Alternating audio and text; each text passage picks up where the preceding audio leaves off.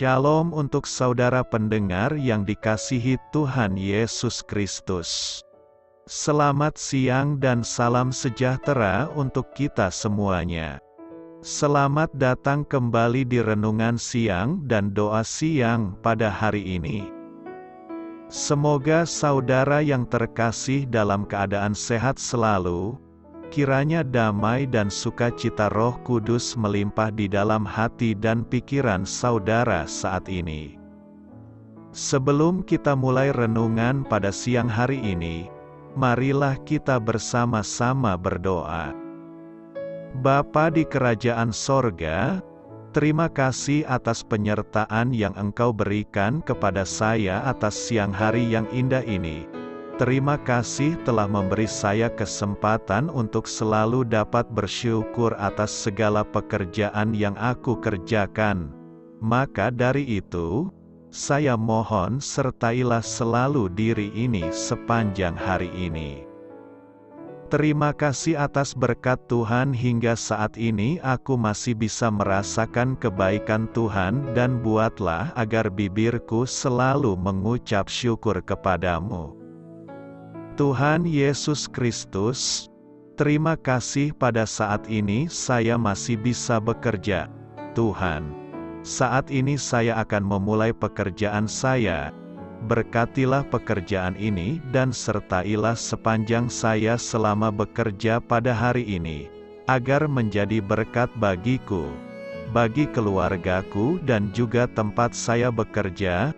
Berkati seluruhnya di siang hari ini agar berjalan dengan baik dan menjadi berkat untuk kami jalani bersama dengan anak Tuhan yang lainnya. Dalam nama Tuhan Yesus, aku berdoa. Amin. Sahabat saudara rohani, pembacaan ayat emas Alkitab renungan kita siang hari ini. Nats bacaan kita siang hari ini adalah, sekalipun aku berjalan dalam lembah kekelaman, aku tidak takut bahaya, sebab Engkau besertaku. Tertulis di dalam kitab Mazmur 23 ayat 4, bacaan kita pada siang ini terambil dari kitab Ibrani 2 ayat 9 sampai dengan ayat 18. Tetapi Dia, yang untuk waktu yang singkat dibuat sedikit lebih rendah daripada malaikat-malaikat, yaitu Yesus, kita lihat, yang oleh karena penderitaan maut, dimahkotai dengan kemuliaan dan hormat, supaya oleh kasih karunia Allah Ia mengalami maut bagi semua manusia. Sebab memang sesuai dengan keadaan Allah yang baginya dan olehnya segala sesuatu dijadikan, yaitu Allah yang membawa banyak orang kepada kemuliaan, juga menyempurnakan Yesus, yang memimpin mereka kepada keselamatan, dengan penderitaan. Sebab Ia yang menguduskan dan mereka yang dikuduskan, mereka semua berasal dari satu. Itulah sebabnya Ia tidak malu menyebut mereka saudara. Katanya, Aku akan memberitakan namamu kepada saudara-saudaraku, dan memuji-muji Engkau di tengah-tengah jemaat, dan lagi, aku akan menaruh kepercayaan kepadanya, dan lagi, sesungguhnya, inilah aku dan anak-anak yang telah diberikan Allah kepadaku. Karena anak-anak itu adalah anak-anak dari darah dan daging, maka ia juga menjadi sama dengan mereka dan mendapat bagian dalam keadaan mereka, supaya oleh kematiannya ia memusnahkan dia, yaitu iblis, yang berkuasa atas maut, dan supaya dengan jalan demikian ia membebaskan mereka yang seumur hidupnya berada dalam perhambaan oleh karena takutnya kepada maut. Sebab sesungguhnya, bukan malaikat-malaikat yang Ia kasihani, tetapi keturunan Abraham yang Ia kasihani. Itulah sebabnya, maka dalam segala hal Ia harus disamakan dengan saudara-saudaranya, supaya ia menjadi imam besar yang menaruh belas kasihan dan yang setia kepada Allah untuk mendamaikan dosa seluruh bangsa. Sebab oleh karena ia sendiri telah menderita karena pencobaan, maka ia dapat menolong mereka yang dicobai. Ayat di atas terambil dari kitab Ibrani 2 ayat 9 sampai dengan ayat 18. Mari kita mulai renungan siang kita. Judul renungan kita hari ini adalah Melawan Ketakutan. Kata bijak Alkitab hari ini adalah, jika Anda percaya bahwa Yesus hidup, Anda tidak perlu takut terhadap kematian. Cerita renungan siang kita hari ini adalah dalam buku terkenalnya yang berjudul The Denial of Death. Penyangkalan terhadap kematian, penulis dan ahli antropologi Ernest Becker berpendapat bahwa semua kekhawatiran dan ketakutan kita berakar dalam ketakutan kita akan kematian. Walaupun Becker bukan pengikut Kristus, studi ilmiahnya dapat menjadi catatan tambahan bagi Ibrani 2, yang berkata bahwa natur kita dipengaruhi oleh ketakutan akan kematian sepanjang hidup. Kita semua mengenal perasaan takut itu, dan tentunya orang-orang yang kita jumpai dalam Alkitab pun mengalami ketakutan, mulai dari kekhawatiran yang menggentarkan sampai kepanikan yang mengerikan. Namun, kita tidak perlu takut. Bahkan saat kita menghadapi kematian, Tuhan kita telah mengalami kematian dan menaklukkannya. Penulis kitab Ibrani menyatakan bahwa Yesus dibuat sedikit lebih rendah daripada malaikat-malaikat, supaya oleh anugerah Allah ia mengalami maut bagi semua manusia. Melalui kematiannya, Kristus telah mengalahkan Dia, yaitu iblis yang berkuasa atas maut, membebaskan kita dari takutnya kepada maut. Apakah Anda menjadi korban dari ketakutan-ketakutan Anda sendiri? Ingatlah kembali janji kitab suci yang indah dan dapat mengusir ketakutan. Janganlah takut, sebab aku menyertai engkau. Janganlah bimbang, sebab aku ini Allahmu. Aku akan meneguhkan, bahkan akan menolong engkau. Aku akan memegang engkau dengan tangan kananku yang membawa kemenangan. Berjalan dalam lembah kekelaman. Mazmur 23 ayat 4 berkata, sekalipun aku berjalan dalam lembah kekelaman, aku tidak takut bahaya, sebab engkau besertaku. Gadamu dan tongkatmu, itulah yang menghibur aku. Di Israel, di jalanan dari Yerusalem menuju Yerikho, ada sebuah lembah yang disebut lembah kekelaman. Di zamannya, Raja Daud mungkin telah melalui jalanan ini berkali-kali. Beberapa lembah di sepanjang jalan Yerikho menyempit di bagian dasar. Dalamnya sekitar 243 meter. Satu-satunya waktu di mana kita bisa melihat sinar matahari ialah di waktu siang hari dan ketika matahari berada tepat di atas kepala. Di dalam Alkitab, lembah seringkali dijadikan sebagai metafora untuk masa-masa sulit, masa kegelapan, keputusasaan, kekalahan, atau ketidakberdayaan. Mazmur 23 ayat 4 mengatakan, sekalipun aku berjalan dalam lembah kekelaman, aku tidak takut bahaya, sebab engkau besertaku, gadamu dan tongkatmu, itulah yang menghibur aku. Timbul pertanyaan kita sekarang, apakah lembah kekelaman yang dimaksud dalam nas hari ini? Ada beberapa hal yang perlu kita ingat tentang lembah kekelaman itu, yakni: pertama, lembah adalah bagian dari kehidupan. Alkitab berkata dalam Ulangan 11 ayat 11, tetapi negeri, kemana kamu pergi untuk mendudukinya? Ialah negeri yang bergunung-gunung dan berlembah-lembah, yang mendapat air sebanyak hujan yang turun dari langit.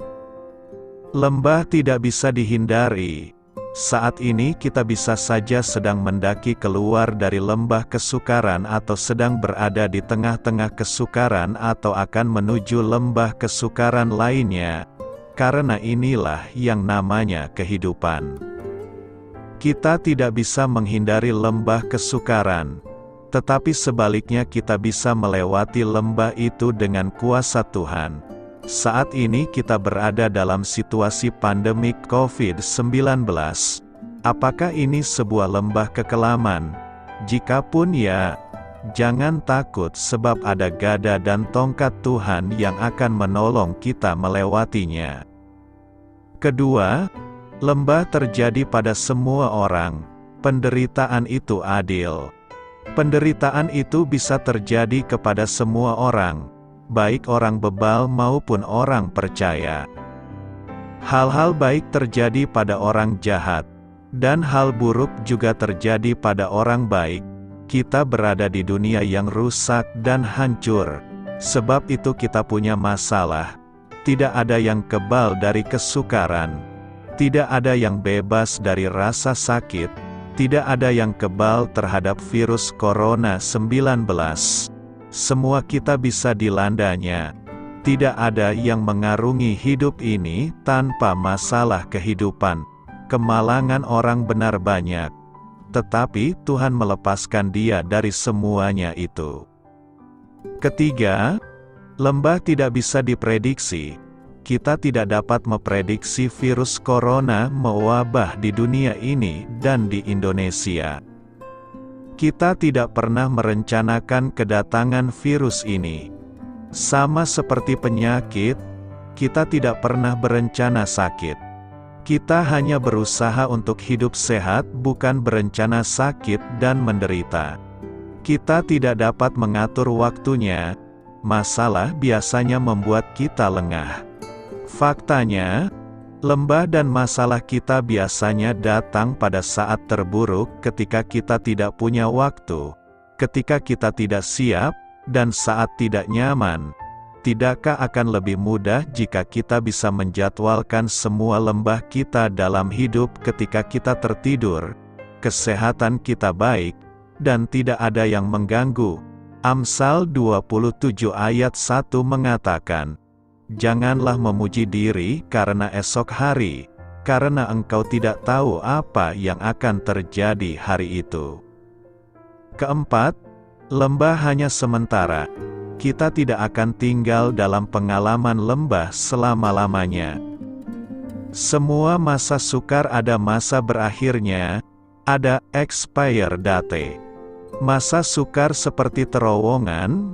Kita masuk terowongan tampaknya semua gelap, tetapi ada terang di ujung terowongan. Kita ingat, setiap kali kita masuk ke dalam terowongan ada terang di ujung terowongan tersebut.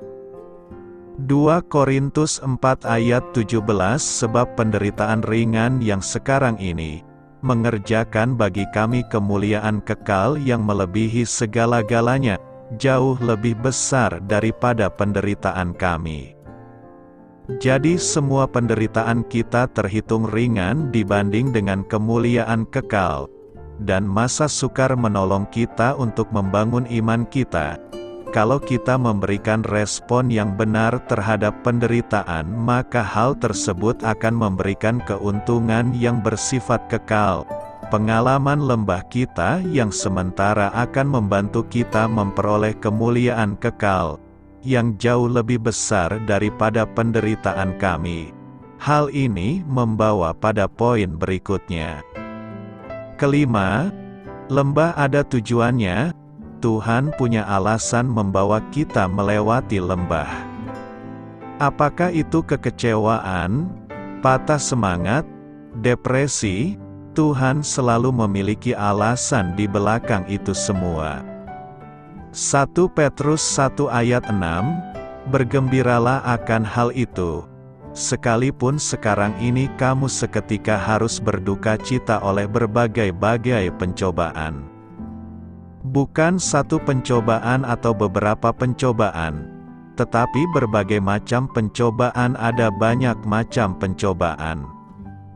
Ada lembah keuangan, lembah masalah emosi, lembah hubungan, lembah kesehatan.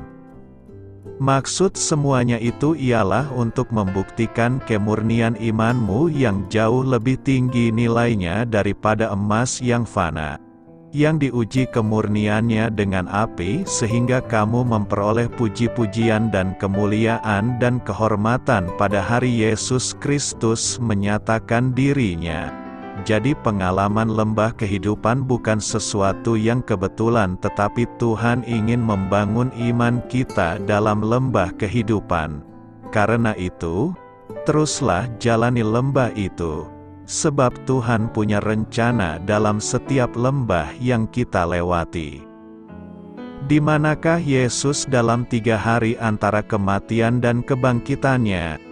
Melalui 1 Petrus 3 ayat 18-19, Petrus memaparkan, sebab juga Kristus telah mati sekali untuk segala dosa kita, Ia yang benar untuk orang-orang yang tidak benar, supaya Ia membawa kita kepada Allah.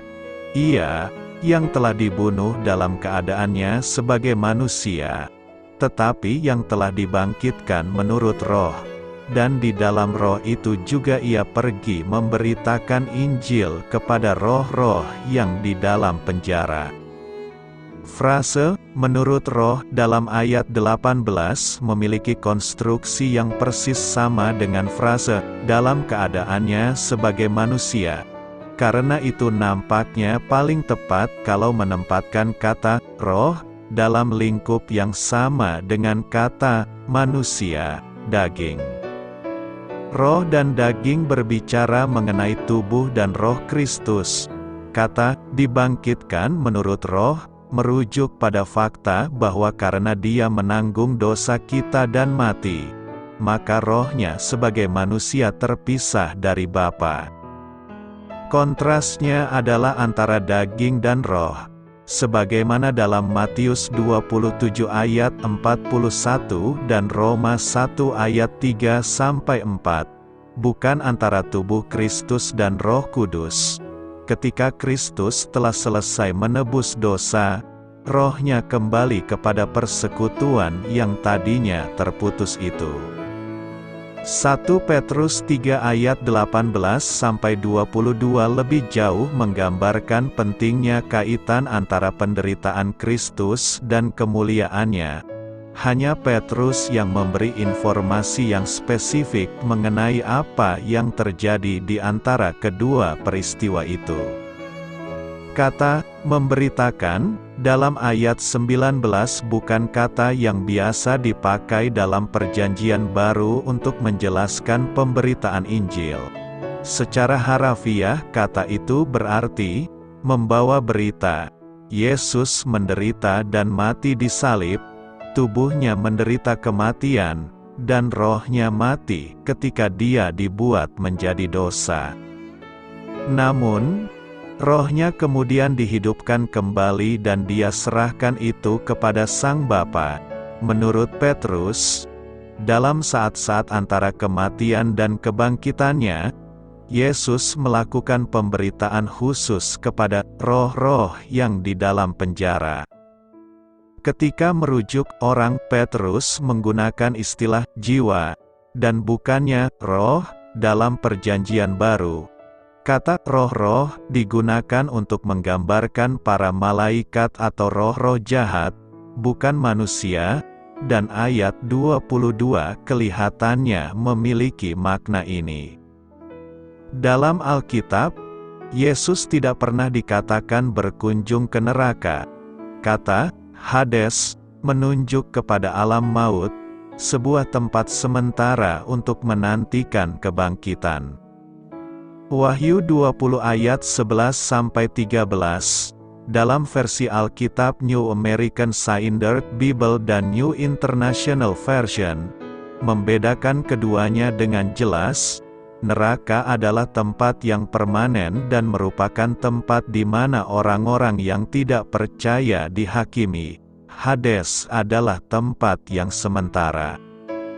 Allah Putra menyerahkan nyawanya kepada Bapa, mati, dan suatu ketika, di antara kematian dan kebangkitannya, mengunjungi dunia orang mati di mana dia membawa berita kepada roh-roh yang entah bagaimana ada hubungannya dengan zaman sebelum banjir di zaman Nuh.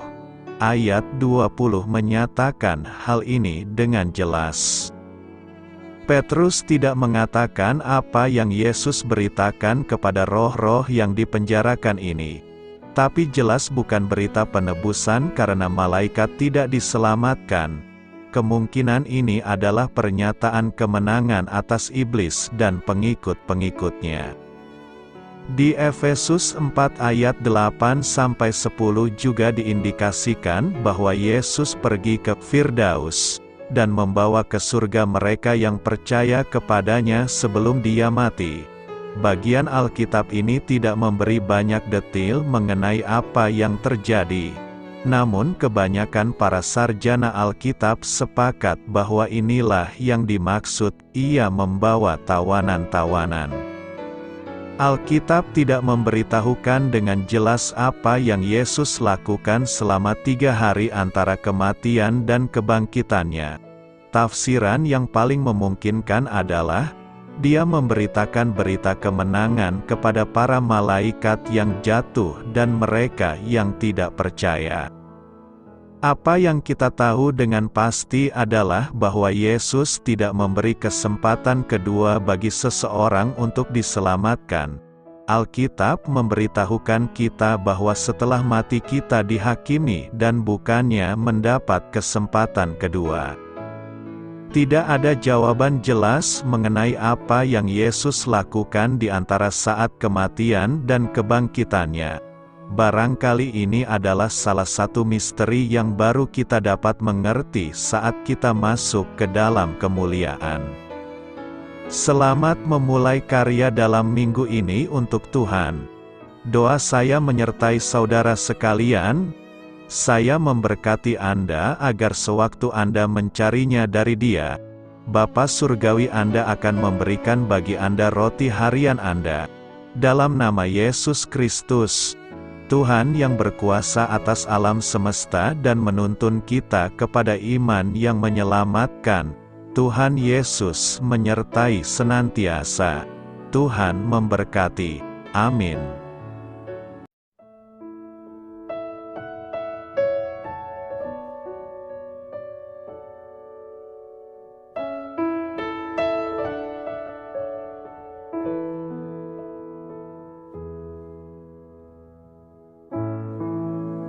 Demikianlah renungan firman Tuhan pada siang hari ini.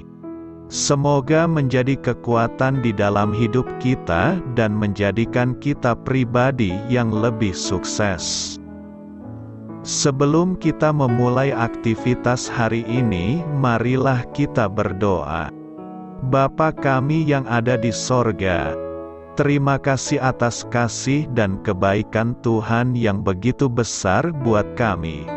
Tuntunlah perbuatanku agar di sepanjang hari ini saya bisa bekerja sebaik-baiknya, tidak pernah jemu menolong sesama, selalu ramah dan tahu terima kasih, menghayati iman dan mengamalkannya dengan sekuat tenagaku. Semua ini saya sampaikan kepadamu, dengan pengantaraan Kristus, Tuhan kami. Allah, Bapa kami bersyukur kepadamu, bahwa dengan bekerja kami boleh ambil bagian di dalam karya-Mu mensejahterakan dan membahagiakan umat manusia. Kami mohon bimbingan-Mu dalam melaksanakan pekerjaan kami hari ini. Bimbinglah kami agar sanggup bekerja dengan semangat kasih, dengan riang, rajin dan jujur. Terima kasih, Tuhan. Amin. Dalam nama Tuhan Yesus Kristus Tuhan dan Juru Selamat kami, Bapa kami yang baik, kami mengucap syukur dan berdoa. Amin. Biarlah firman Tuhan menjadi pengingat untuk kita semua, bahwa tuntunan dari Roh Kudus akan selalu memberi jalan keluar bagi setiap permasalahan hidup kita, dan memberi kedamaian di hati kita. Amin. Sampai jumpa di renungan siang saudara rohani berikutnya. Shalom.